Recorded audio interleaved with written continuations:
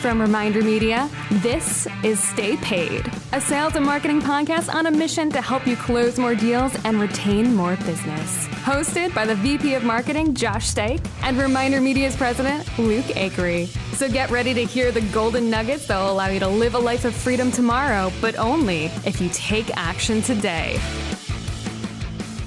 All right, Luke, we are back in the studio, man. How does it feel? Our listeners are not going to know this, but we have not recorded a podcast for about a month because we tend to record these a little bit early. But yes, we do. You were away for I've the been entire last traveling month. like for the past week. I just got, well, really for the past month. Yeah. But the past week, I've been out of the office in Costa Rica. And I got the opportunity to do, it's kind of like a mastermind group. So I'm connected with a bunch of business owners in the Philadelphia area. I'm part of a network called YPO. So you do a retreat. So sounds every horrible. Year, no, yeah, it's sounds unbelievable. like the worst. But it's amazing to get around people that are like-minded in energy level, but like-minded in standards and like-minded in drive and intensity. And it is just so powerful because when you get around people, you truly are the sum of the 6 people that you hang out with or that type of idea. But it is something that is like, if you are not vibrating at a high frequency right now, one of the best things you can do is check the people that you're hanging out with. Meaning, who are you hanging out with? Like, who are the friends that you're around?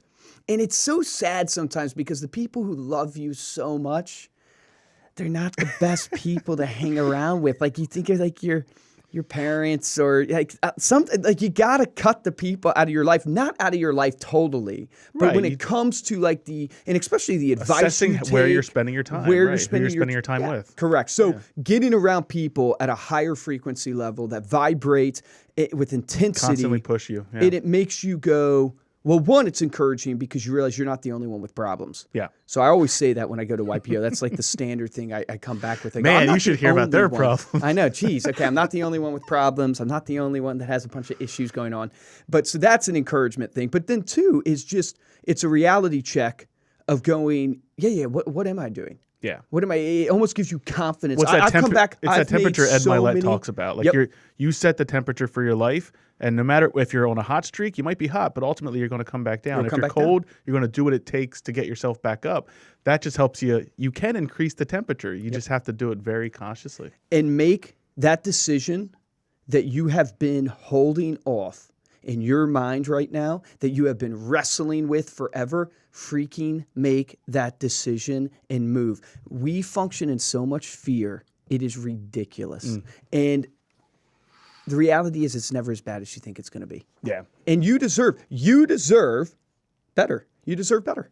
And you're allowing yourself to not deserve better by holding on and not making those decisions. So I came back. I've already made a bunch of decisions. My partner, Steven, is freaking out already. He doesn't even know what's happening. Well, speaking of high energy people to be around, we know that this is going to be one of them. Today on the podcast, we have Amber Vilhauer. She is an online digital marketing expert who supports professionals on establishing a powerful integrated online presence that get results and empowers them to make a difference in their industry. Since starting her agency, NGNG Enterprises stands for No Guts, No Glory. In 2007, she has spent her career impacting her community and building strong strategic alliances with industry leaders and game changers across the web.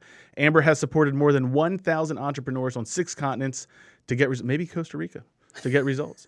I know it's not a continent, but maybe. I love Costa Rica. It's the first time I went. She is the launch manager of dozens of #1 best-selling books, including those for Mark Victor Hansen, Brendon Burchard, Nichols and Les Brown. Amber, thanks for being on Stay Paid. Welcome to the podcast. Dude, you guys, I'm so juiced to be here. It's like, you guys are my people. We are one. Yeah. One of us. One of us. I didn't know you had Les Brown. That's awesome. I love Les Brown. He is so inspiring. So I love Les really Brown. is. Oh my gosh. Yeah, every time I listen, I've heard his story so many times because he tends to give, obviously it's his life, right? Sure. So he tends to give the same story and same speech every time. It's inspiring. And that's how you know you got a good good story, good message. I'm just blown away by the people that I get to talk to every day. Like, this does not feel like work. This is not a job. I feel like the luckiest person on the planet right now. I really do. Authors are some of the greatest and most inspiring people, and to launch their books and to support their message and to build them up, like, come on, how does it get better than that? That's amazing. Yeah, doing what you love every single day, that's the dream of everybody. I always tell people too is that it doesn't mean it won't feel like work sometimes, but it doesn't meaning like you'll love it. Like going to the gym a lot of times feels like work, but I still love it. I still love going to the gym. So tell us about your, kind of life story. I always like to ask people, give us the 30,000 foot view, the Cliff Notes version of, what led you to where you're at today and what led you to this journey of helping people with content marketing, launching these books, and your passion of connecting people. We talked about that a little bit before we came on the podcast. So give us kind of the Cliff Notes version of your journey. Sure. Thank you. I mean, growing up, I was very much in my older sister's shadow, and she was like the popular one with all the friends and the straight A student and Miss Teen Arizona. And I was not that. I was not very gregarious. Like, I wasn't very social. And so I started to just kind of feel very small, right? I didn't really feel seen or heard in the world, didn't have great social skills. I didn't have confidence in myself. And then I stumbled into a job selling knives. I don't know if you guys have heard of Cutco Cutlery. Yeah. Oh, we definitely have. I almost got a job with Cutco, but I turned it down. And if yeah, you would have been great. So I started this job selling knives, and I literally just did what they told me to do. Again, I had zero confidence or communication ability. And after my first weekend, I walked into the office and I was surrounded by applause. I thought, what is going on? It was uncomfortable for me. But it turns out that I actually ended up being one of the top sales reps out of my 100-person training class that weekend. Wow. And I thought, man, I'm just going to keep doing what they tell me to do, because then it's going to work. And I love this feeling of being recognized and feeling seen and valued. And that just set me off on this crazy trajectory for success. I finished the #2 sales rep in my office that summer. I was promoted into management. And what you saw in the next 5 years that I was in that company, by the way, I started when I was 18, so I was young, but it was like promotion, beating national records, #1 in the country. Like, it was just crazy. Oh my gosh. And it's just, looking back, it's so meaningful to me, because here's somebody that had no confidence, that didn't feel seen in the world. And when we can just see that person and give them a little bit of confidence and validation, who knows what they're capable of after that, which then powers this whole belief of wanting to connect with people and to build them up. So it's no surprise that I'm like launching books and working with influencers today.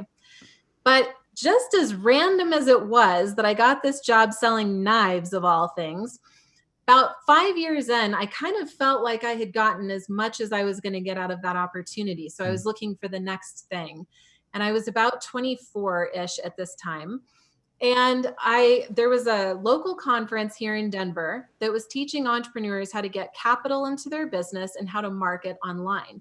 Well, this was like 15 years ago. And back when like Google AdWords was brand new and nobody knew what blogging was and SEO. And I came in to run that event. So I was like coordinating the speakers and the agendas and the lighting and the vendors and all the stuff.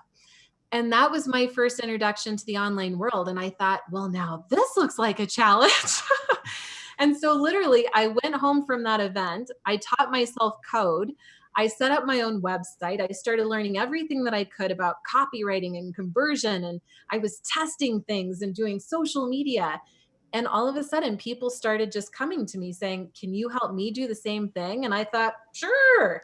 And that's honestly how the company was born. It was not something, I didn't write a 30-page business plan or have this like whole vision. It was very grassroots and organic. And over time, the word got out. And my business is very much powered by word of mouth, collaborations. People are seeing the amazing work that they're doing and they can't stop talking about it to others. It's great. So where did the company name, what was that inspired by? No Guts, No Glory. I thought you might like that.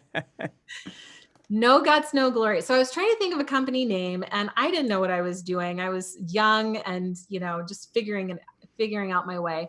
But my mom used to say that phrase to me all the time growing up. Just remember, Amber, no guts, no glory. And I thought, well, cool. Like, what better phrase to remember every day as I face through my fears?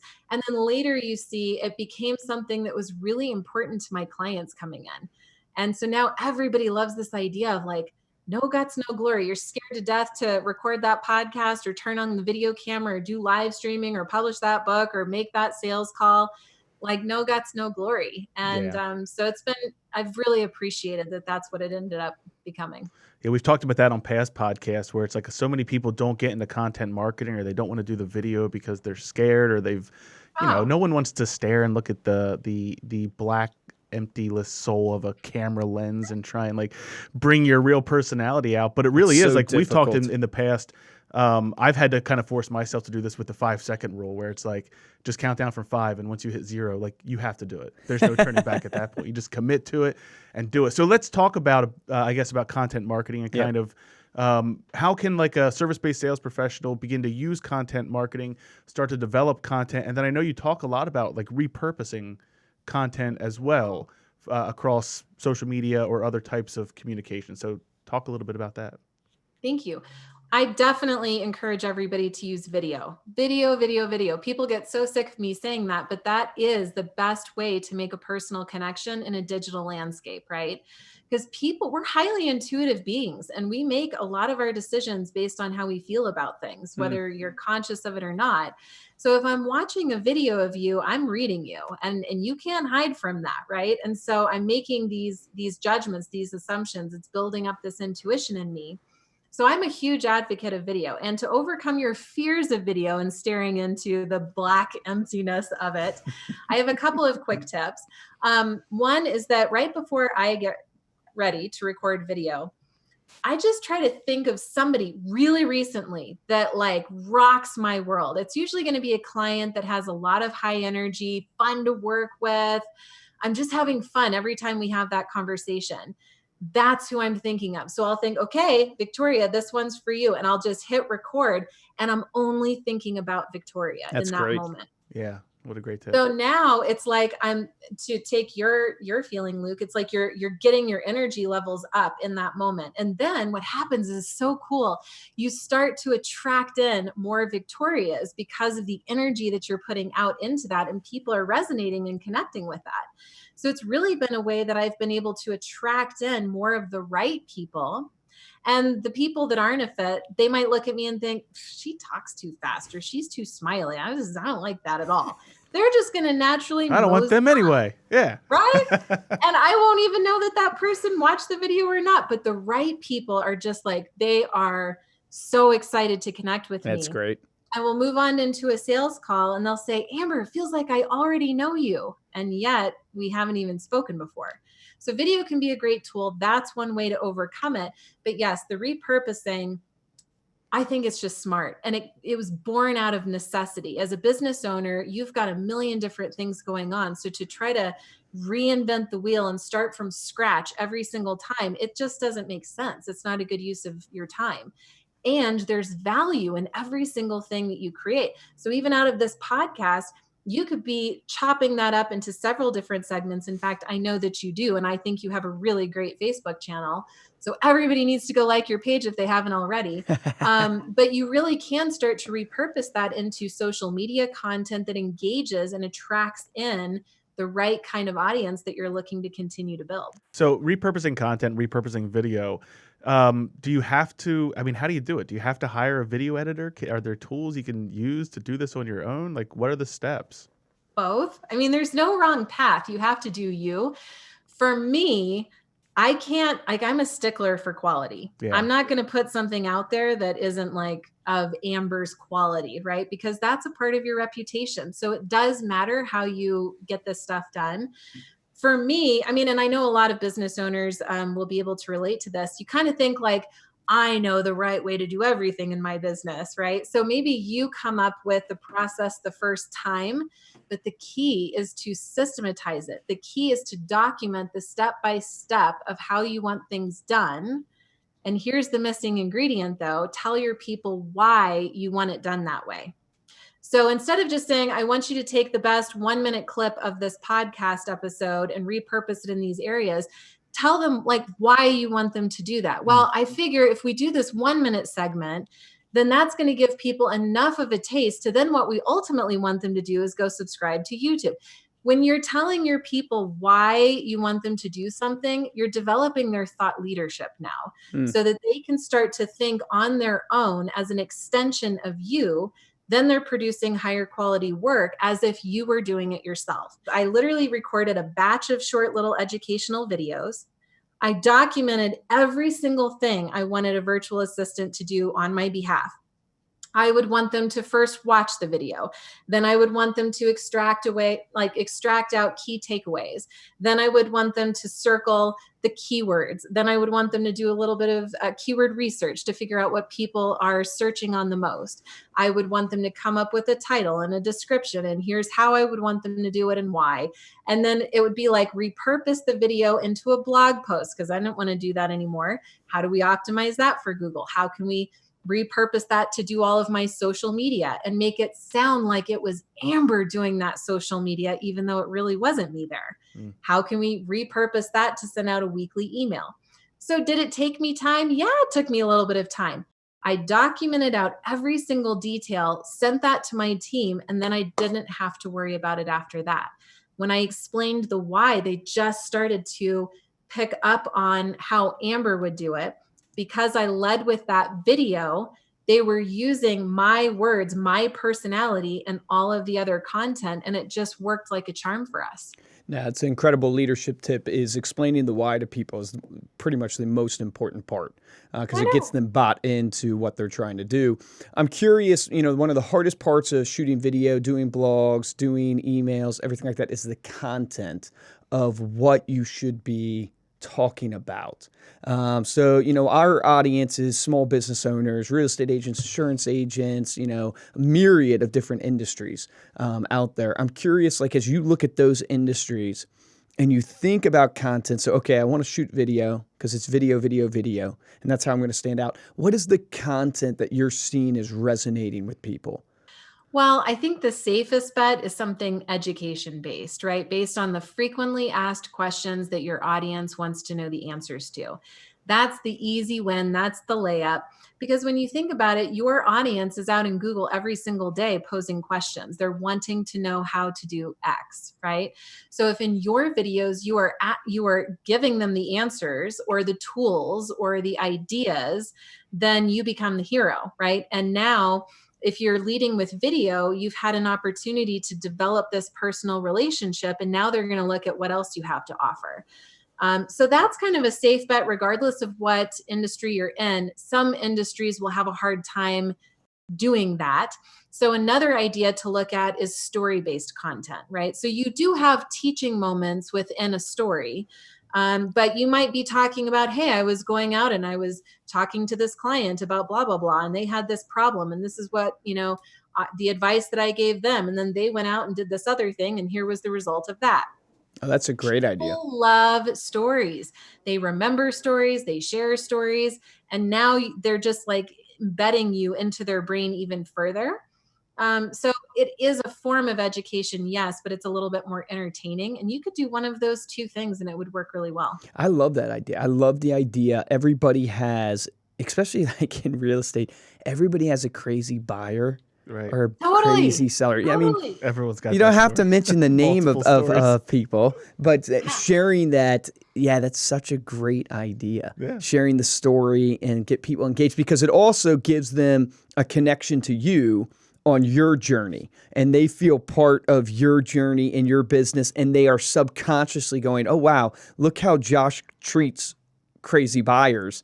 And I want to work with someone like Josh who treats crazy buyers this way. So very, very interesting there. What about, okay, so marketing, you want to translate this ultimately to transactions, right? So, there's this saying that Ricky Caruth, the guy that we interviewed, says relationships over transactions, which we buy into. It's all about relationships. It's been building relationships with people, but those relationships eventually have to turn into transactions because you got to eat. Videos have eventually got to, lead people to wanting to buy from you. In your experience of doing content marketing, how do you get the lead in the door? Well, like, what's the funnel? What is it that you are coaching people or you're seeing from a tip standpoint that you would give to people? Sure. I encourage my clients to think through a customer journey, right? So what the exercise is so simple. I don't know why everybody doesn't do it, but you start by listing out all of the ways that somebody might hear about you, right? So they might hear about you from your videos or a podcast or word of mouth or a Google ad. And then once you have this group of people that hear about you, what do you ultimately wish that they would do next? For me, I want everybody to go to my website. That's the only thing I want them to do. Now you're thinking like the options could have been they go to my Instagram page or they go to my YouTube channel, right? But I want everybody going to my website because that's the hub and heart of everything else that I do. And my personal belief with websites, especially these days, is that they need to be experiential, meaning that when I land, I get to experience you and what makes you unique. So when you look at myambervilhauer.com website, you land and it's this video background and it is so me, you guys. It's like fast beat, tempo. Things are moving around all over the place. I'm on stage, I'm recording a video, I'm like writing something on my desk. But that's me, right? And if it's a turnoff, you'll bounce out. But most people are like, okay, cool. What is this? This is really interesting and different. So now it's like giving people enough of your uniqueness that gets them intrigued, right? You've passed that first few second test. And then I think to myself, back to the customer journey, well, there's all kinds of things that they could do on my website, but what's the next one thing I wish they would do? For me, there's a video right there at the top center of my website, and I want everybody to watch that video because that video gets you to understand who I am, what I do, who I do it for, how I do it, and what I want you to do next.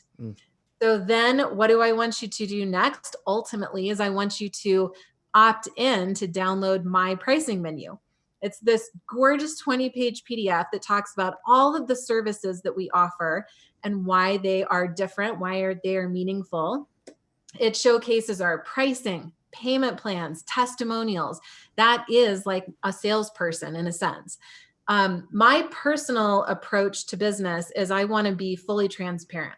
I want you to have all of the information up front before you even get on a call with me.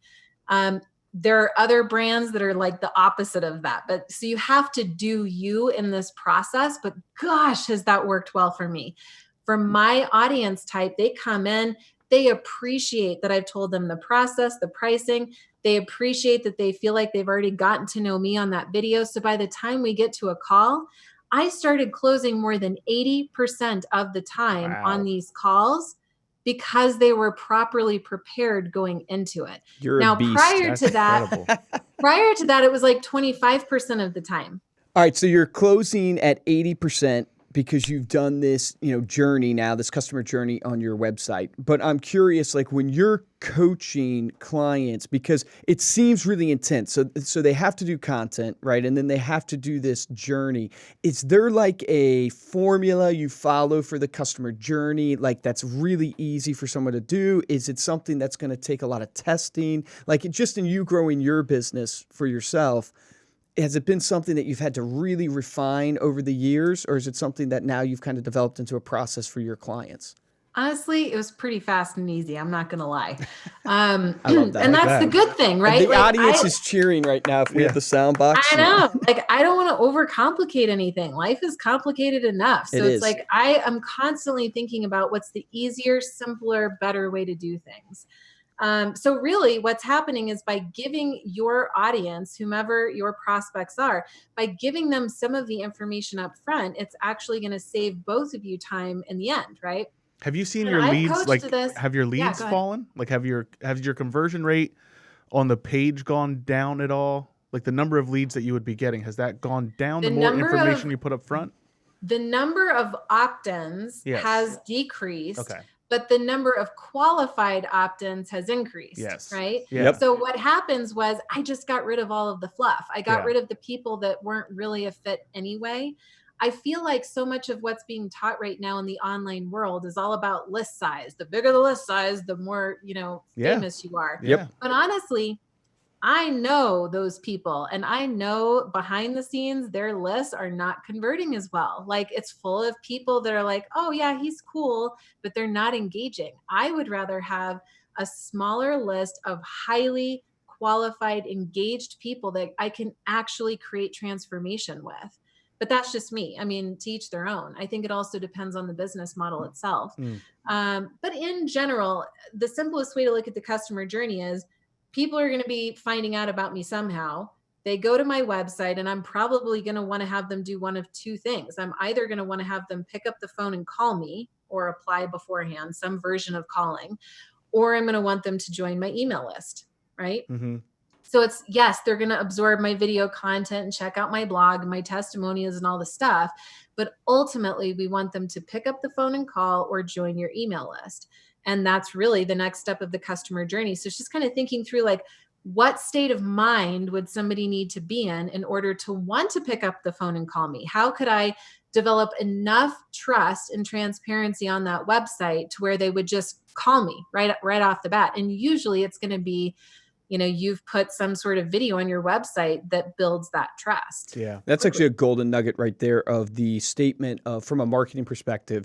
So many people approach marketing, sales pitches, everything they do, they approach it from their context, from what they're trying to get across, what they're feeling. And it's actually the complete opposite is what you need to do. You need to put yourself in the consumer's shoes, and you go, if I'm the consumer right now, what causes me to buy? And this is so true even in like your direct mail. It's like what we teach people with direct mail. Like when your car dealership sends you something through the mail, I mean, what do you do with that, right? And why? Like, you've all bought something before. You're all a consumer. Why do you think they're going to treat you as the real estate agent or you as the financial advisor any different? Like, I heard a great example one time on one of our webinars where the person gave the analogy of a garage door salesman. Because you don't hear a garage door salesman very often, right? Yeah. It's not something people talk about in examples. You're no different as a real estate agent. I'm no different as ReminderMedia, the marketing company, than someone thinks of a garage door salesman. Right. Like, I mean, in the sense of just like the closeness they have, like, so you have to put yourself in the context of they don't know you. What do you want them to do, and how would you feel when you come to this page? Because that's ultimately what's going to encourage people to take action and actually go onto your email list. I'm curious, when you get people on your email list, because this is my natural train of thought. Mm-hmm.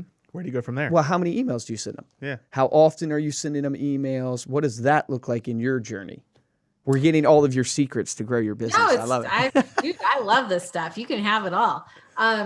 No, for me, I think it depends. It's going to be different for everybody. But for me, once a week, every Tuesday, you can get some sort of value, some moment of connection from me. And I really try to make it personal here again. Because what I try to imagine is, okay, Beth, who's on my email list, she's on 50 million other people's email list. She's getting bombarded by, you should do this, and here's another tip, and check out my video training series and whatever else you need to do. So I really just sit with that for just a second, and I think, what would I need to experience to actually make my email worthwhile?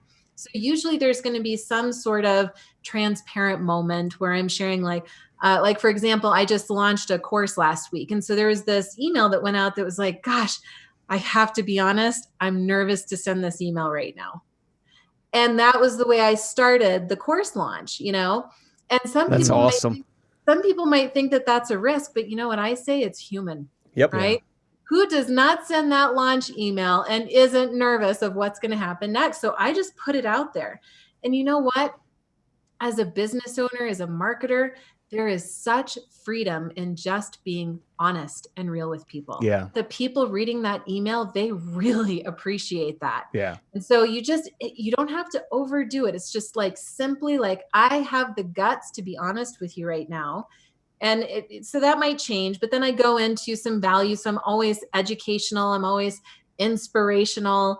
And I always end with some sort of call to action, something I want them to do. The other piece is that I really try to make sure that there's always variety, because people naturally pick up on patterns and then they can get bored and they'll disengage. So I'm always trying to switch up like little pieces of the format, or plug this in or change that out.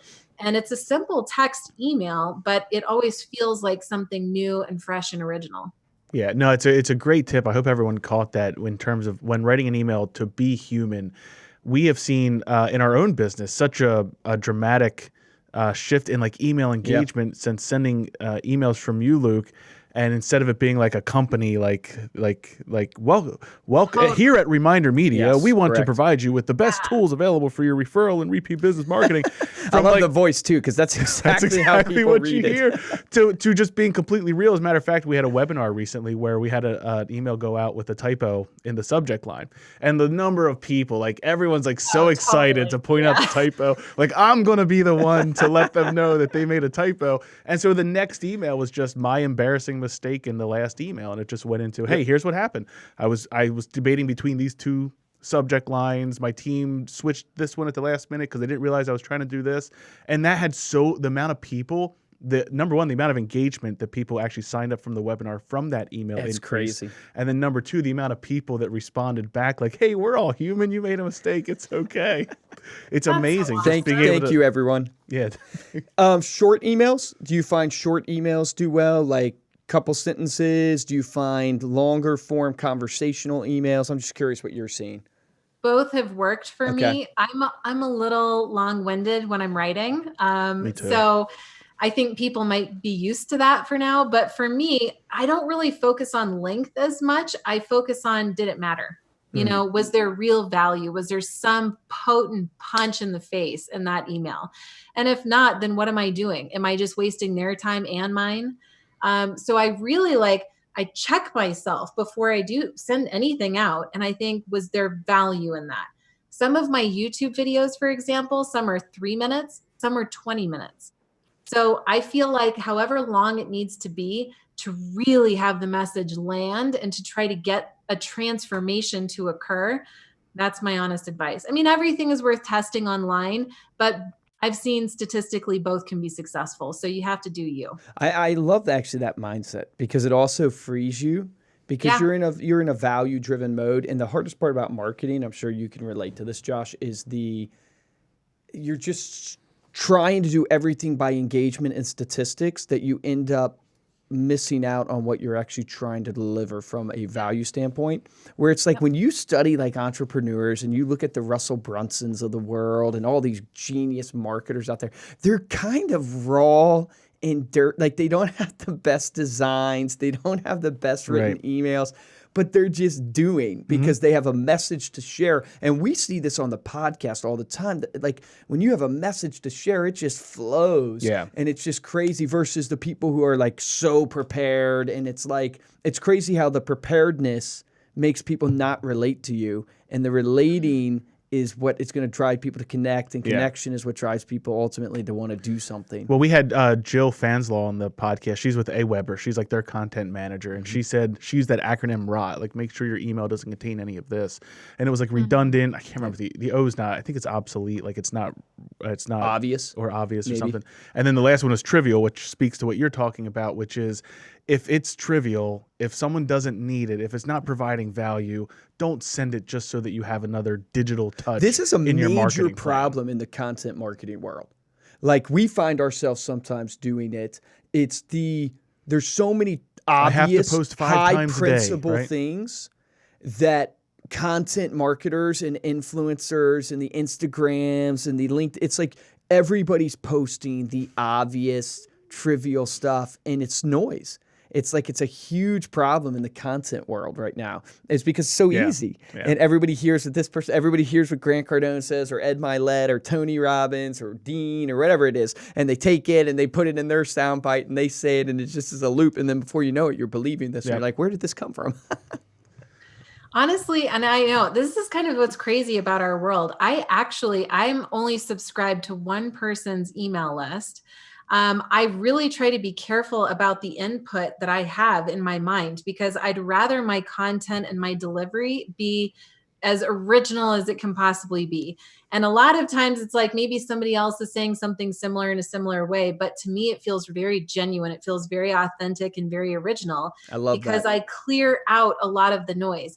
And it does not mean that I'm not paying attention to what's happening in the world. I have to, by nature of what I chose to do for a vocation.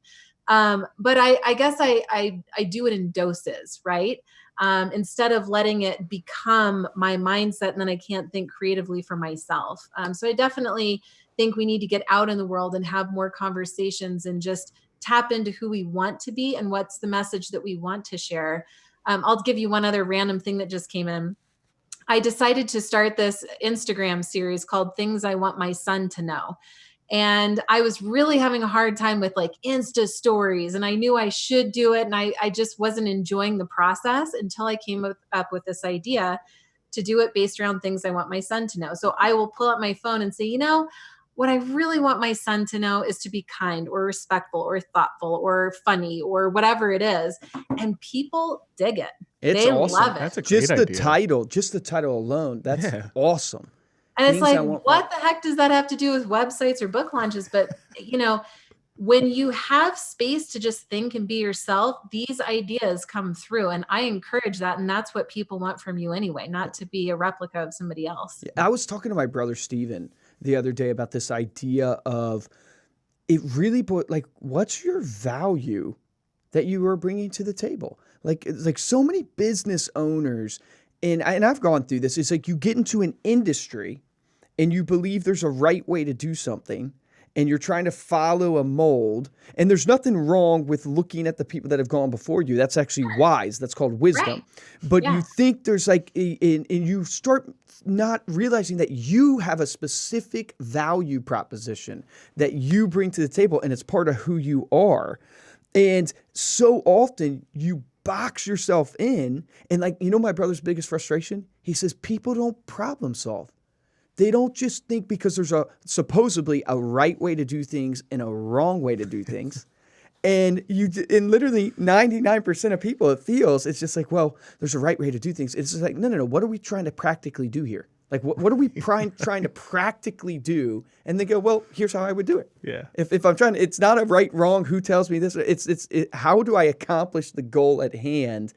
And so often people miss out on that. And I think it's a great point to say, because that's going to feed your content. Yeah. Like your content is going to flow from that. Once you understand who you are, your authenticity, what your value proposition is, not worrying about what other people are thinking, and you're giving your true self, you can feel it. You can sense it in this interview, because we interview a lot of people, Amber, obviously.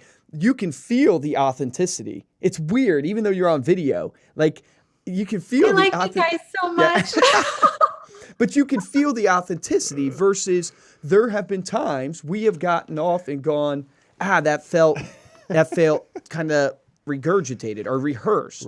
Right. And that's not a knock on anybody. It's just a reality to help us all realize that you just got to get comfortable in your own skin. Yeah. You got to get comfortable in your own thoughts. You got to believe in the value proposition that you bring to the table. You have to spend time thinking about it. And then it's not like you don't think about it and don't rehearse it, but you have to spend time thinking about it, and then don't be regurgitated, I guess. It's who you are. Robotic. Believe in who you are, and then use mediums of distribution, i.e. video, email, the written word, copy, all this stuff to get your message out there. Yeah. So I love it. Okay, so I got to ask you this question, because I love asking this question when people come on the show, which is, obviously super successful. I know Cutco because I actually have some sales reps that are very successful for me, that were past managers or regional people within Cutco. I was telling Josh before we came on that I said Cutco does one thing well, because these people, it's like, I don't want to say it's a cult, right? But it's amazing the love that people have for Cutco and the self-development. But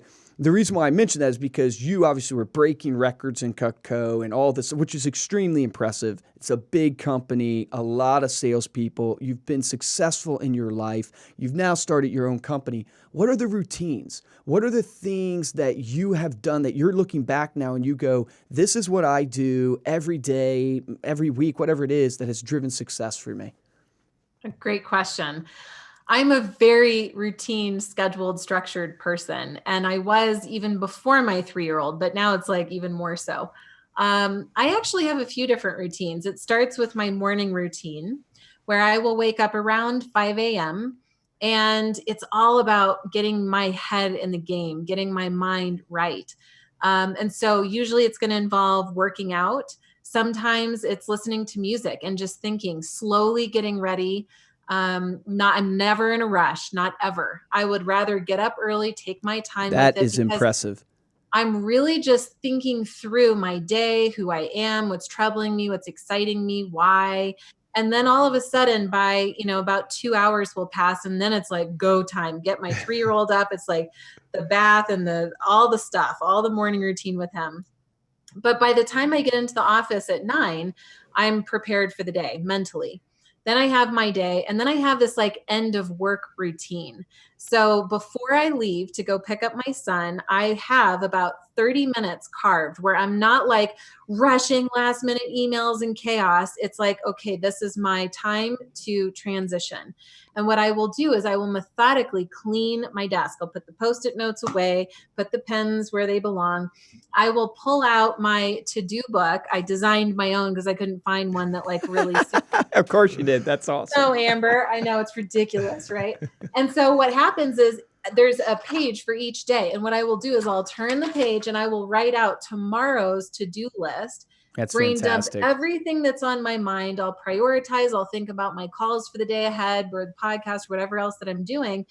Put it right here on my desk and I walk out. And as I'm walking out, I have a Post-it note right by my door that says, what 3 things did I accomplish today?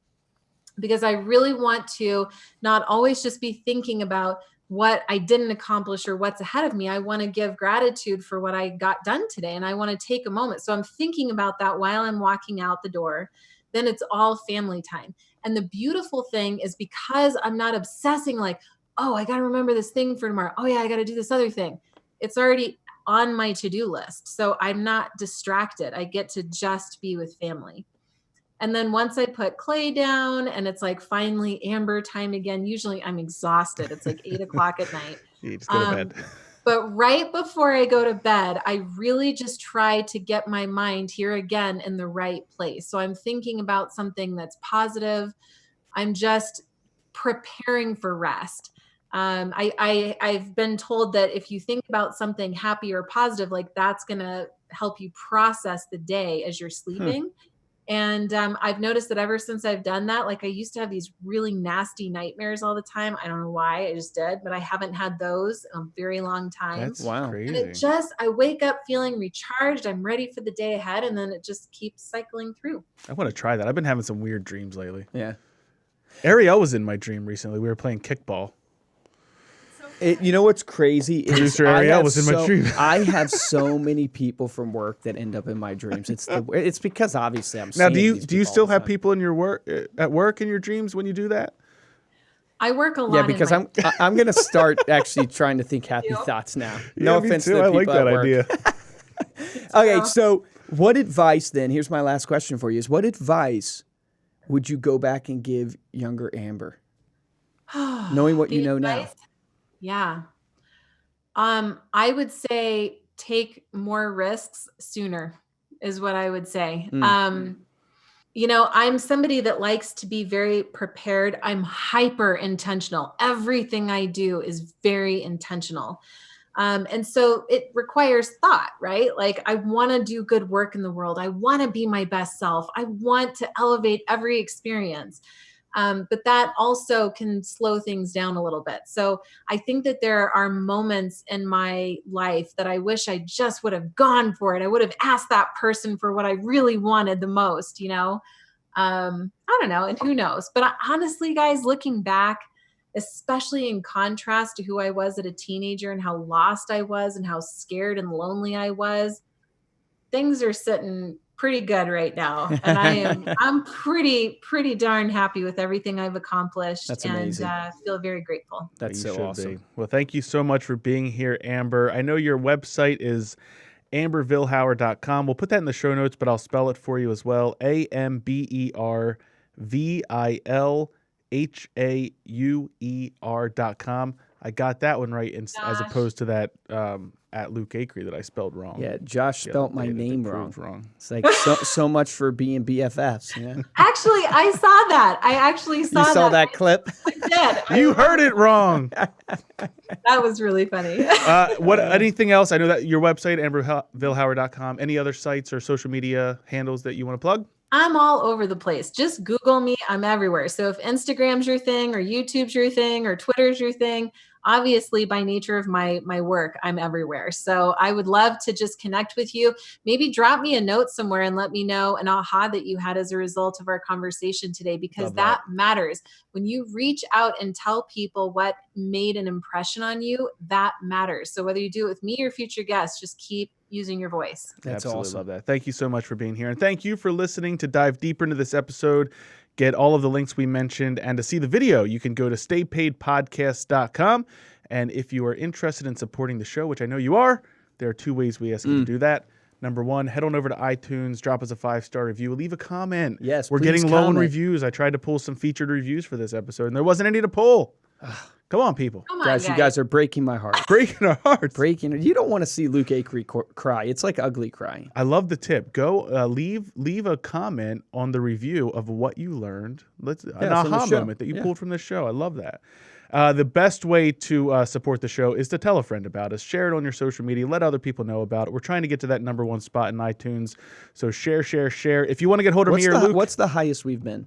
23. 23? I thought it was 22. In marketing. It's 23. the classic sales guy exaggerating. I think I it's said 23 and I'm once. like, 22!